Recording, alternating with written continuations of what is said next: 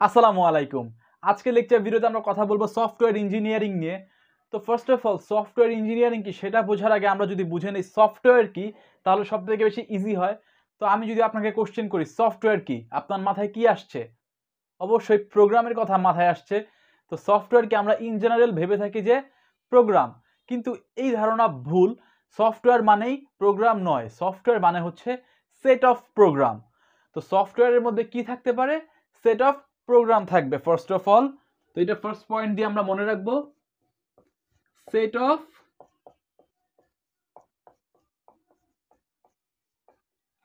Programme.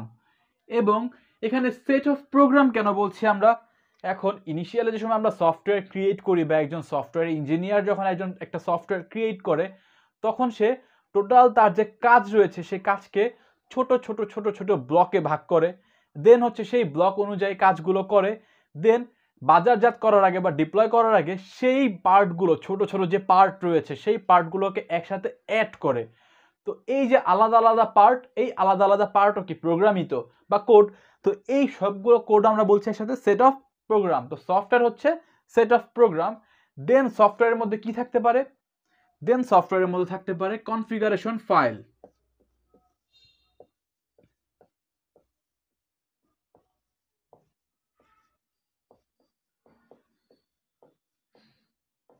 C, configuration file থাকার কি প্রয়োজনীয়তা রয়েছে? অবশ্যই প্রয়োজনীয়তা রয়েছে, কারণ এখানে সেট অফ প্রোগ্রাম, তো প্রোগ্রামগুলো এখানে কি ভাগ ভাগ করা। তো আমরা এই প্রোগ্রামটা বা এই কাজটা যে হচ্ছে সেট অফ প্রোগ্রাম বা ভাগ ভাগ করে করেছে, এখন অন্যজন কিন্তু আবার অ্যাড করে না, এক একজন এক এক কাজ করে। তো যে হচ্ছে অ্যাডিং এর কাজটা করবে তাকে তো বলে দিতে হবে যে আমাদের অ্যাড করতে হবে এখানে। তো এখানে কনফিগারেশন ফাইলে ফার্স্ট অফ আমাদের যে নিড সেটা হচ্ছে সেট দ্য প্রোগ্রাম, অর্থাৎ যে আমাদের প্রোগ্রাম রয়েছে সেই প্রোগ্রামগুলোকে আমরা সেট আপ করবো। দেন কনফিগারেশনের ফাইলের মধ্যে থাকে হচ্ছে সিস্টেম ডকুমেন্টেশন।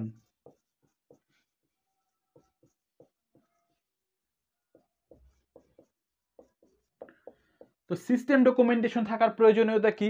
এখন যে হচ্ছে পরবর্তীতে এই কাজটা করবে, সেট করবে প্রোগ্রামগুলোকে বা একসাথে জুড়বে, এখন তার তো বুঝতে হবে যে কোন ধাপের পরে বা কোন প্রোগ্রামের পরে কোন প্রোগ্রাম অ্যাড করবে, তারপরে কোন প্রোগ্রাম অ্যাড করবে, তাই না? তার তো এটা জানতে হবে বা বুঝতে হবে।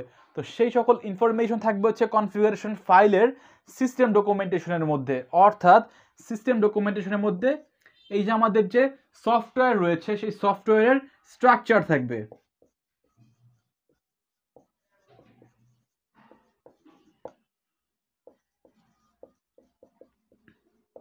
দেন থার্ডলি কনফিগারেশন ফাইল থাকার প্রয়োজনীয়তা রয়েছে হচ্ছে ইউজার ডকুমেন্টেশন।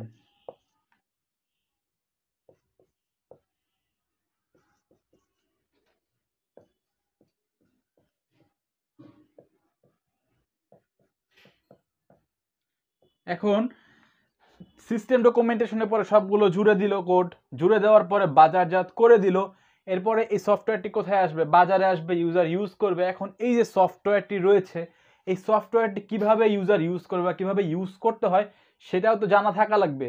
তো সেই সকল ফ্যাক্ট যে ইউজার কিভাবে ইউজ করবে সেই সকল ফ্যাক্টও কনফিগারেশন ফাইলের ইউজার ডকুমেন্টেশনের মধ্যে দেওয়া থাকে। তো হাউ টু ইউজ,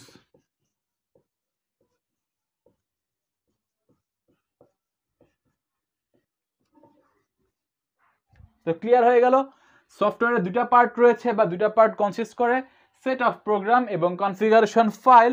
তো কনফিগারেশন ফাইলের মধ্যে তিনটা জিনিস থাকে। ফার্স্ট অফ অল হচ্ছে এই প্রোগ্রামগুলো ব্লক আকারে ভাগ করা থাকে।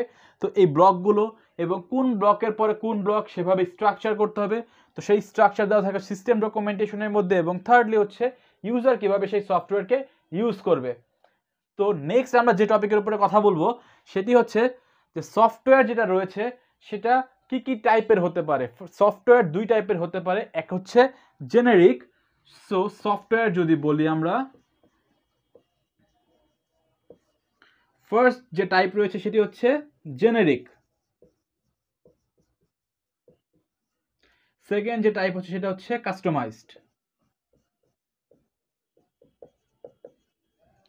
তো জেনারিক টাইপ সফটওয়্যার কি? এই জেনারিক টাইপ সফটওয়্যার হচ্ছে সবাই ইউজ করে। ইন জেনারেল যে মাইক্রোসফট ওয়ার্ড বলেন, এক্সেল বলেন, বা যে সফটওয়্যারগুলো হচ্ছে ফ্রি টাইপের, অ্যাকচুয়ালি মেইনলি কথাই বলা যায় যে সফটওয়্যারগুলো হচ্ছে ফ্রি টাইপের, নেটে অ্যাভেলেবল, সেগুলোই হচ্ছে জেনারিক টাইপের সফটওয়্যার, এবং কাস্টমাইজ যেটি রয়েছে সেটা হচ্ছে পেইড সফটওয়্যার।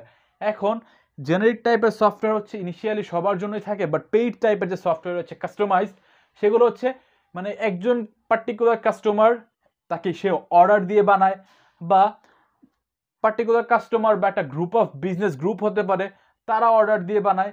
তো যদি হচ্ছে কেউ অর্ডার দিয়ে বা পেইড করে বানায় নিজেদের ইউজের জন্য, সেটা হচ্ছে কাস্টমাইজড, এবং সবার ইউজের জন্য যদি হয়ে থাকে সেটা হচ্ছে জেনারিক টাইপের সফটওয়্যার। কি সেটা বুঝে গেছেন? তো এখন আমরা বুঝি যে সফটওয়্যার ইঞ্জিনিয়ারিং কি। তো একদম যদি সোজা ভাষায় বলি, সফটওয়্যার ইঞ্জিনিয়ারিং হচ্ছে সেই মেথড বা সেই প্রসেস যে মেথডের মধ্যে দিয়ে আমরা একটি সফটওয়্যার ডেভেলপ করি। তো ইজি ভাষায় যদি আমরা পরীক্ষায় লিখি, টিচার আমাদের নাম্বার দেয় না, কারণ আমরা তো ইঞ্জিনিয়ার। তো কঠিন ভাষায় এখন একটু বলছি, মনোযোগ দিবেন। তো ইঞ্জিনিয়ারিং অ্যাপ্রোচ কি সেটা ফার্স্ট অফ অল বুঝতে হবে। তো ইঞ্জিনিয়ার একজন সাধারণ মানুষের মধ্যে কি এমন বৈশিষ্ট্য থাকতে হবে যার জন্য ইঞ্জিনিয়ার একজন সাধারণ মানুষ থেকে অন্যতম বা ডিফারেন্ট। তো ইঞ্জিনিয়াররা হচ্ছে অলওয়েজ ডিসিপ্লিনড অর্ডারে চলে এবং সব কিছু অ্যানালাইসিস করে চলে। তো এখানে ডিসিপ্লিনড অর্ডার বা সিস্টেম্যাটিক একটা ওয়ের মধ্যে চলে সে, অথবা কোনো কিছু মনে করেন আপনি কিনতে যাবেন, সে আগে কি যাচাই করে যে কস্ট কতটুকু লাগবে আমার, বা আমার কতটুকু বেনিফিট আছে, এই সকল ফ্যাক্ট কি সে আগে নিজেই সব কিছু সে আলোচনা করে নেয় বা কি সে অ্যানালাইসিস করে নেয়।